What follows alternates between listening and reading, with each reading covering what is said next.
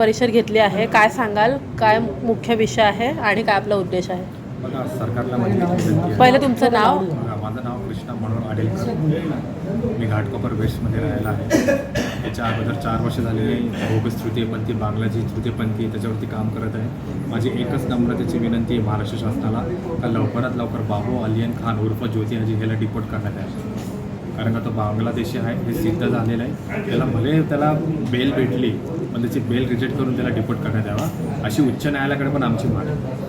आपण किती वर्षापासून लढत आहात यासाठी? 4 वर्ष झाले. त्याचे पुरावे देखील सर्व दिलेले आहेत. आपण कसं आपल्याला कळलं की तृतीयपंथी बोगस आहेत कसं?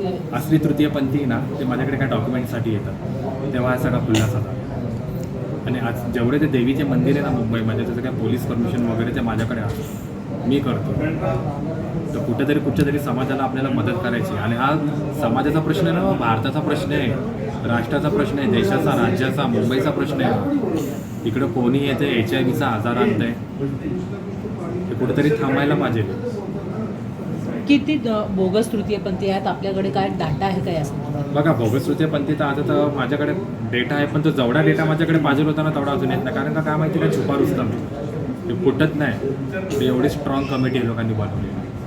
बरं, तुम्ही म्हणालात की आता ते जो बाबू खान आहे त्यांना आता बेल मिळाले आहे, तर मग त्यांना बेल कोणी दिली असेल?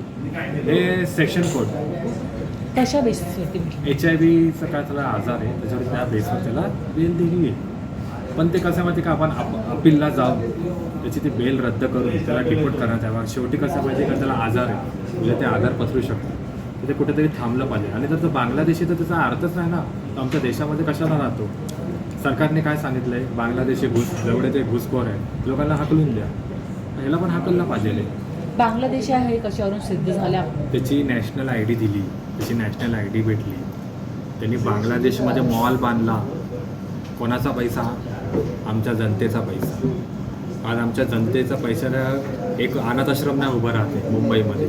आज तुम्ही सायन हॉस्पिटल, KM हॉस्पिटलची हालत बघा, पेशंटला पलंगवरती झोपायला जागा आहे. पण एक बांगलादेशी तृतीयपंथीने हा मुंबईमध्ये पैसा करून मॉल बांधला बांगलादेशामध्ये. बरं, बांगलादेशी घुसखोर एवढं इझिली आपल्या भारतामध्ये प्रवेश करून राहतात आणि प्रत्येकाचे 20-20 घरं आहेत, मग काय सांगा? ह्याच्यामध्ये काय ठराविक काय तृतीयपंथी आहे जे त्यांना सहकार्य करतात? तर माझं म्हणणं तेच आहे ना, 30 वर्ष बाबू खान जर आमच्या मुंबईमध्ये राहतो तर 30 वर्षामध्ये का ना कुठच्या तृतीयपंथीने आतापर्यंत त्याची कंप्लेंट केली?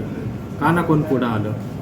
का ना त्याच्या विरोधात कोण बोललं? दहशत, गुंडागर्दी. पुढची लढाई कशी असणार आहे नेमकी? पुढची लढाई बघा, जोपर्यंत बाबू खानच्या गुरूची कारवाई होणार नाही, प्रॉपर्टी जप्त केली जाणार नाही, ही माझी लढाई चालूच राहणार. मग ते काय म्हणतं, हे चालूच राहणार.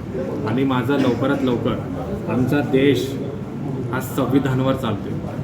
जर भीक मागायला बंद आहे सर्वांना, तर हे का भीक मागतात? ते कोणाचं परमिशन घेऊन तुम्ही सोसायटीमध्ये जातात? ते घरांमध्ये घुसायचे कोणी दिलं परमिशन? आणि ते पण ट्रेनमध्ये. आज घरामध्ये दुपारची एखादी बाई कोण एकटी असते, एकटी मुलगी असते जवान.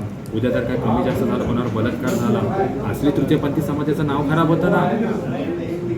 तुम्हाला माहिती आहे तर किती जागी ते लोकांच्या आधार कार्डवर काय इतर लोकांचे नाव आणि लोक देवाच्या नावाने घ्यायला झाले. कुठं काय इन्क्वायरी झाली आणि काय जातीवाद जर काय भांडणं झाली आणि एखादी दंगल घडली, याला जबाबदार कोण आहे?